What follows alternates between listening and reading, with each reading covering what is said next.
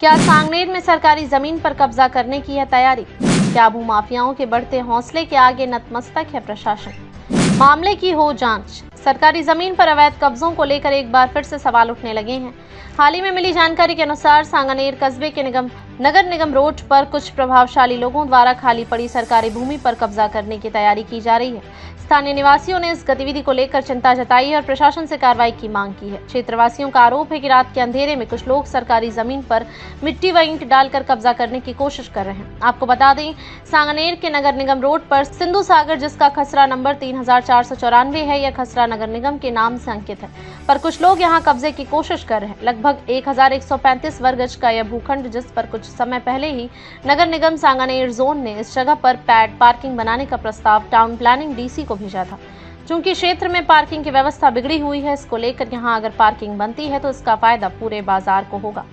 दिशा संदेश मीडिया ने हमेशा ही सांगनेर की समस्याओं को प्रशासन के समक्ष रखा है और प्रशासन ने भी हमेशा मामले की गंभीरता को देखते हुए समस्याओं का समाधान कराया है। सरकारी रिकॉर्ड के अनुसार यह जमीन सार्वजनिक उपयोग के लिए आरक्षित है, जिस पर किसी भी प्रकार का निजी निर्माण कानूनन अपराध की श्रेणी में आता है। वहीं दूसरी ओर इसी के पीछे दादू नगर के नाम से एक कॉलोनी विकसित है। इसमें भी खसरा नंबर 2984 में जन सुविधा फैसिलिटी पार्क, जो कि 566 गज में है, यह आमजन की सुविधाओं के लिए दी गई थी। इस पर भी अवैध कब्जे की जानकारी मिल रही है। पूरे मामले की जानकारी नगर निगम और जेडीए के अधिकारियों तक है, लेकिन बावजूद इसके कोई कार्यवाही नहीं हो रही है। अब देखना यह है कि क्या सरकारी जमीन चढ़ेगी अवैध कब्जे की भेंट या जागेगा प्रशासन। स्थानीय लोगों की अपील है, जल्द से जल्द मामले में गंभीरता की जरूरत है। ऐसा मुझे संज्ञान में मेरे लाया गया। लगभग सिंधी सागर के अंदर लगभग 1135 वर्ग गज जमीन नगर निगम के नाम बोल रही है। इसका प्रस्ताव हमने पूर्व तत्कालीन डीसी श्री शर्मा जी के द्वारा डीसी प्लानिंग को भिजवा दिया गया था। यह यहाँ पार्किंग हो सकती है। पार्किंग का प्रस्ताव निगम के द्वारा बकायदा नियम अनुसार गया हुआ है। अब प्लानिंग के अंदर वो फाइल है या रेवेन्यू में आ गई है, या अवगत करना पड़ेगा और उसके बाद हम आगे की कार्रवाई बता सकते हैं। कर्मचारी या निगम के डीसी साहब बता सकते हैं कि उन्होंने कैसी परमिशन ली है। जब राजकीय भूमि थी तो वहाँ निर्माण किस चीज का चल रहा है। जी, मैं यहाँ का एक आम आदमी हूँ और जैसा कि आपको दिख रहा है, यहाँ पे काम चल रहा है और ये काम काफी टाइम से चल रहा है, लेकिन इसके प्रति न तो निगम भी कोई कार्रवाई कर रहा है, ना जेडीए कोई कार्रवाई कर रहा है। जबकि आगे के तो है ना, ये पार्किंग के लिए स्पेस छोड़ा हुआ है और पीछे का अपना जेडीए का पार्क है। उसके बाद भी यहाँ पे कोई प्रशासन ध्यान नहीं दे रहा है और जो इन लोगों के बनियारी वो वैसा ही करते जा रहे हैं।